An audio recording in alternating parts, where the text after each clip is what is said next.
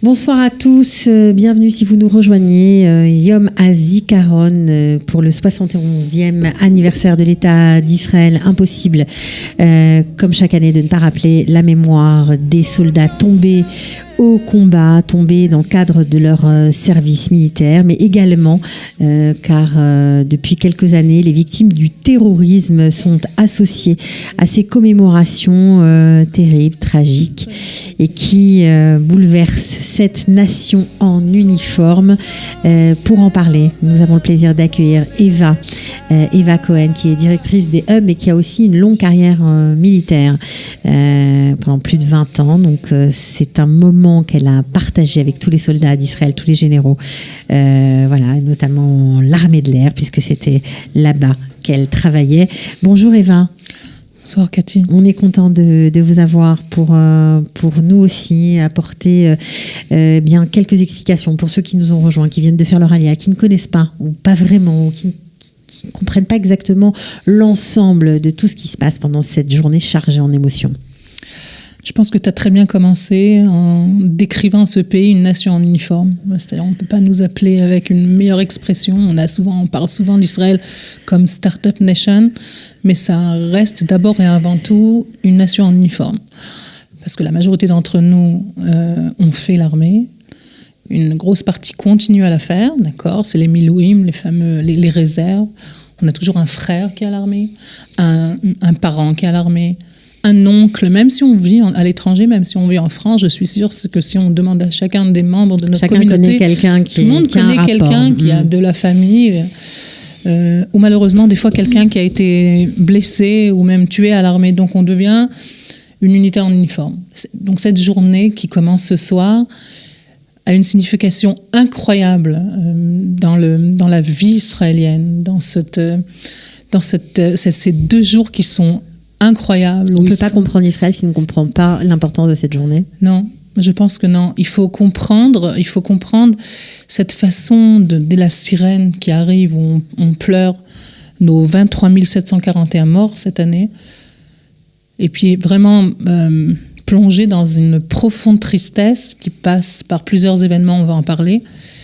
Et puis d'un coup, ou peut-être pas, ou alors avec le fil des heures, parce qu'on parle d'heures, passer de cette tristesse immense. De cette tristesse immense à la joie du c'est une joie, c'est plutôt d'un coup allégé, c'est plutôt une victoire, c'est plutôt une grosse fête de cette terre indépendante qui nous est pas offerte sur un plateau d'argent. Alors 23 741 soldats, je crois qu'il y a encore 97 Chayalim qui se rajoutent à ce compte. Et puis bien sûr les victimes du terrorisme, à peu près 3200, un peu plus de 3200 victimes cette année. Voilà. Alors 96 Chalalei Tzahal se rajoutent cette année.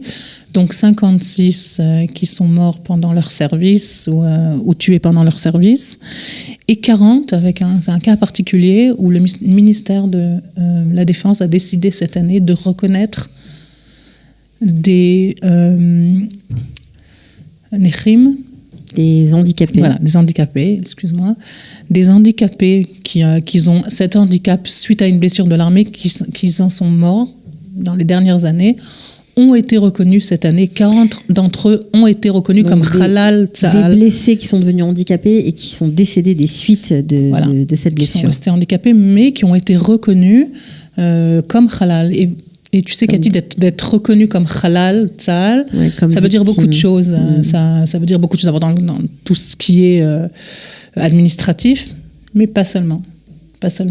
Entrer dans ce chiffre incroyable, incompréhensible, des 23 741 morts de l'armée, c'est une blessure gravée dans tous les cœurs de cette famille. Alors il y a beaucoup de symboles tout au long de cette journée de commémoration, de cette soirée de commémoration, et on va prendre celui qui nous touche à tous, parce que des écoliers aux personnes âgées, tout le monde a ce jour-là, ce jour du Yom HaZikaron, une fleur rouge, soit à sa boutonnière, soit en autocollant, collée sur sa veste. Autocollant qu'on met sur son cœur. Voilà, sur son cœur. Alors qu'est-ce que c'est que cette fleur rouge et comment elle s'appelle ? Alors, c'est la fleur du Dam Maccabim. On va peut-être la voir à l'écran pendant qu'on parle. La fleur du Dam Maccabim, le sang des Maccabim. Et la légende dit que là où chaque goutte de sang de nos héros Maccabim ont perdu sur cette terre, cette fleur, qui est haute, qui est très forte, a poussé. Et c'est pour ça que c'est devenu un symbole de Yom HaZikaron. Et elle est distribuée en 10 millions d'exemplaires tous les ans, dans les écoles. En autocollant. Voilà, en autocollant. Et puis on se retrouve chacun d'entre nous dans toutes les cérémonies, dans les écoles, dans les cimetières malheureusement, avec notre petite autocollante pour nous dire... On se rappelle on est tous là. Voilà, on se rappelle de tous ceux qui sont tombés. Voilà. Alors, bien sûr, comme chaque année, toutes ces cérémonies commencent, je crois, au Kotel. Exactement. La sirène, 20h pile. Cette sirène qui, comme celle de Yom HaShoah, qui était la semaine dernière, qui traverse l'âme vraiment en quelques secondes, où on pense à tout le monde. Généralement, tous ceux qui sont disparus. Généralement, on a toujours quelqu'un en tête, ou quelques-unes, ou quelques-uns en tête. On pense fort à lui. Et puis, tout traverse pendant cette minute de sirène. Et là commence cette cérémonie où les drapeaux seront mis en berne de cette même sirène à 20h jusqu'à la cérémonie qui ouvrira les événements de Yom HaAtzmaut le lendemain. Alors, en berne, au Kotel, mais dans toutes les bases militaires ?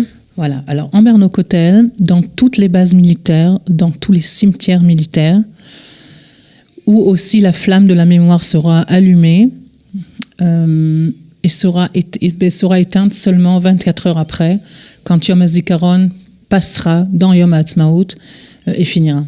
Alors, on égrène aussi tous les noms des soldats tombés ?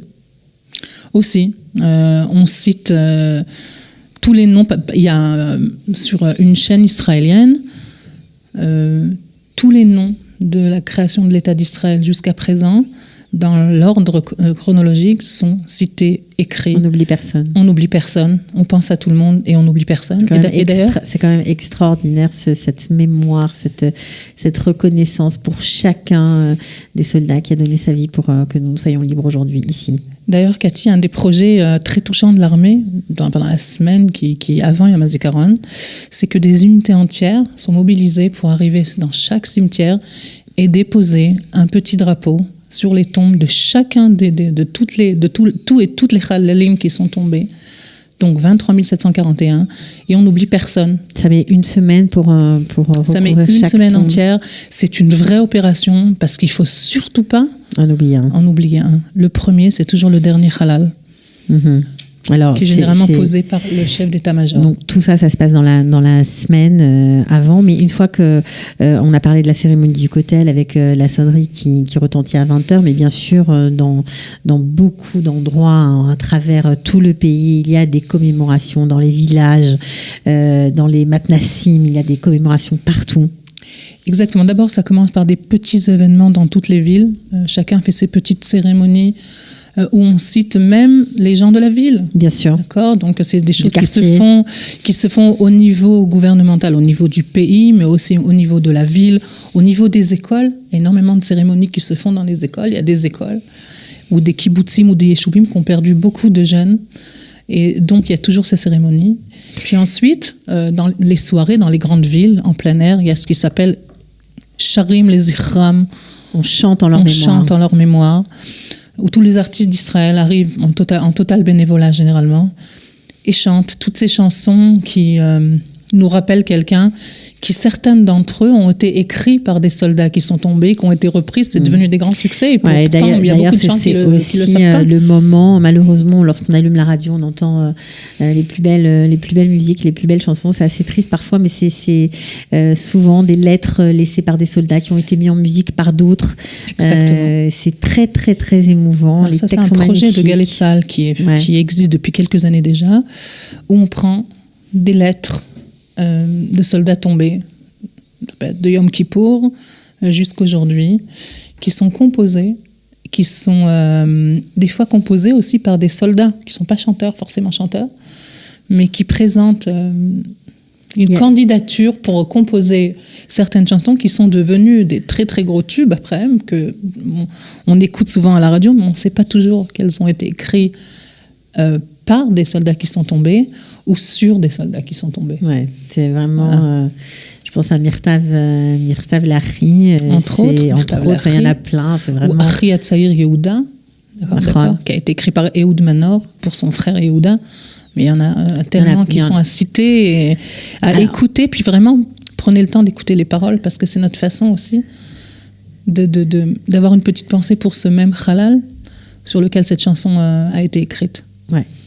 Alors, ça c'était, on va dire, les cérémonies, enfin de la veille. On explique, etc. Maintenant, le lendemain, il y a bien sûr des cérémonies centrales, notamment au Har Herzl. Voilà, bien la cérémonie du président et du premier ministre qui se fait au grand mémorial de Har Herzl. Donc la cérémonie formelle où se trouvent tous les piliers de ce pays, bien entendu tous les leaders, mais aussi tous les généraux de l'armée, et les familles pour qui le deuil est tous les jours, et qui pour ce même matin ou la même soirée de la veille, tout le monde pense à eux, tout le monde pense aux plus chers qu'ils ont perdus. Et puis on avait bien dit que c'est une nation en uniforme. Il faut savoir que plus d'1 500 000 personnes se recueilleront ce même matin dans les cimetières, dans les carrés militaires, où l'armée prend en charge sur tous les cimetières une cérémonie à la mémoire de toutes ces jeunes et ces soldats et ces soldates qui sont enterrés dans ces mêmes cimetières. Il y a aussi, je crois, depuis quelques années, des carrés militaires qui sont réservés pour les victimes du terrorisme, qu'on honore aussi. D'ailleurs, c'est la cérémonie formelle qui arrive après, vers 1h30, aussi au Mont Herzl, pour un mémorial qui est pour les victimes du terrorisme. D'accord ? Comme tu as cité, c'est plus de 3200 personnes. Dont certains à l'étranger, oui, donc exact. Notamment en France. D'accord, les familles qui ont été prises par le terrorisme en France sont aussi honorées. Sont aussi invitées à cette cérémonie. On se rappelle des victimes, on les cite, on les oublie pas. Si c'était à Jérusalem, si c'était à Paris, si c'était en Belgique. On se rappelle de tout le monde, on n'oublie personne.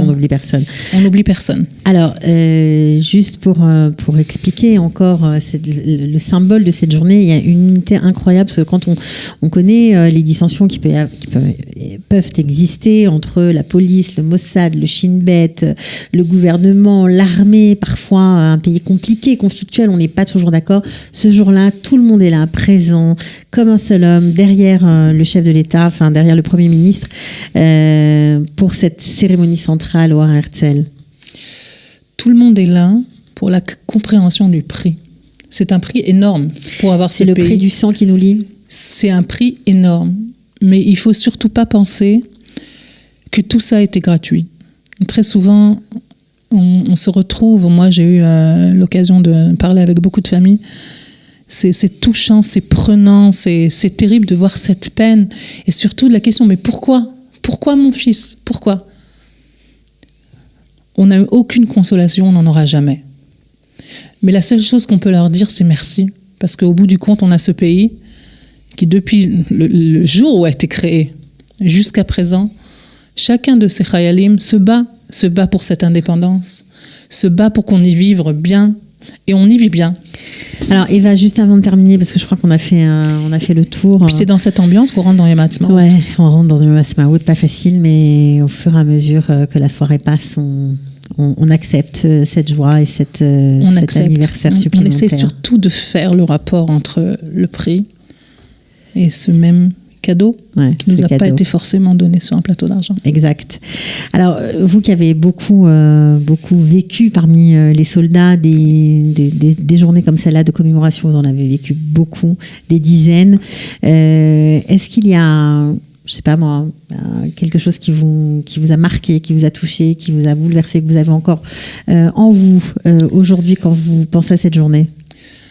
Je vais diviser ça en deux. D'abord, j'ai perdu des amis, donc proches. Dans le cadre de l'armée. Dans le cadre de l'armée. Certains il y a déjà longtemps.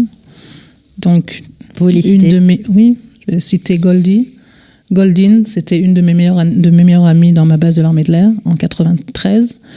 Elle a été tuée dans la base avec un accident de voiture banal où elle emmenait la nourriture à ses soldats qui étaient dans un local qui était plus ou moins éloigné. Et à 23 ans, elle s'est faite tuer. Moi, j'ai gardé à vie ce souvenir terrible. Et pratiquement chaque année, je me rends sur place à Kiryat Malachi au cimetière pour lui rendre honneur, pour lui dire qu'on ne l'oublie pas. Et donc, c'était Goldie, je m'en rappelle très bien. Et j'essaye de partager aussi toutes ces qualités avec le plus de personnes qui l'ont connue. Et puis ensuite, par la suite, j'ai rencontré encore d'autres gens, d'autres commandants qu'on a perdus, surtout à l'armée de l'air. Donc, avec le fil du temps, la liste se rallonge. Et puis, des fois, on essaye de diviser sa peine pour tout le monde. Et puis après, on se rend compte que c'est rien par rapport à celle de leurs proches, à celle de leurs enfants, parce que certains d'entre eux sont mariés avec des enfants. Et à l'armée de l'air, ça arrive souvent. Quand tu as des pilotes qui tombent, ils se laissent généralement des grandes familles. Ce n'est rien.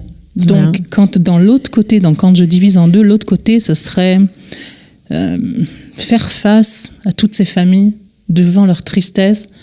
Mais c'est incompréhensible. Je demande à Dieu de ne le savoir jamais, ne le comprendre jamais. Et pourtant, mon cœur est ouvert à toutes ces familles. Et voilà, donc pour moi aussi, comme pour nous tous, comme pour tout le peuple d'Israël, ici ou en diaspora, c'est un jour d'une importance incroyable. Je vais juste rajouter un souvenir personnel, parce qu'après tout, nous aussi, on est très touchés par cette journée. En rentrant d'un voyage, je me suis retrouvée dans un avion avec des Israéliens, de jeunes Israéliens, entre 12 et 16 ans, déchaînés, très, très agités pendant le vol. Et moi, ça me faisait sourire. Et puis à un moment, je me suis approchée d'un petit garçon au regard pétillant, une tête de charmeur comme ça. Je lui ai dit, mais qui vous êtes, d'où vous venez, etc. Et puis il me dit, nous, on est des enfants qui avons perdu nos parents, parfois notre mère, parfois notre père, parfois les deux, soit de l'armée, soit de la police, et c'est nos animateurs qui nous emmènent en vacances. Et là, je me suis retournée, j'ai vu au moins 50 enfants, rien que de penser à ça, c'est glaçant. Donc c'est bien que tu dis ça, parce que on cite aussi le ministère de la Défense qui a ce projet pour les orphelins de Tsahal. C'est le projet de Bar Mitzvah pour les orphelins, c'est ce projet de visite à l'étranger. C'est le projet aussi des veuves de Tsahal. On n'oublie personne. C'est un devoir national qu'il faut continuer à faire. Ces jeunes gens ont un futur. Ils ont un passé tragique, mais aussi avec une énorme reconnaissance qui est offerte par le peuple d'Israël. Mais il ne faut surtout pas les oublier. Non, on ne les oublie pas, vraiment. Non. Merci beaucoup, Eva Cohen, pour ce témoignage. Merci, Cathy. À bientôt. À très bientôt. Ciao. Yom HaZikaron, les Chalalei Ma'arachot Israël. Jour du souvenir pour se tomber pour l'État d'Israël. איך נפלו גיבורים ויאבדו כלי מלחמה. Comme ils sont tombés ces vaillants et perdus ces armes de guerre. כל יום שעובר כמו נצח, כל יום שעובר ועדיין אתה חסר, כל יום שעובר כמו נצח.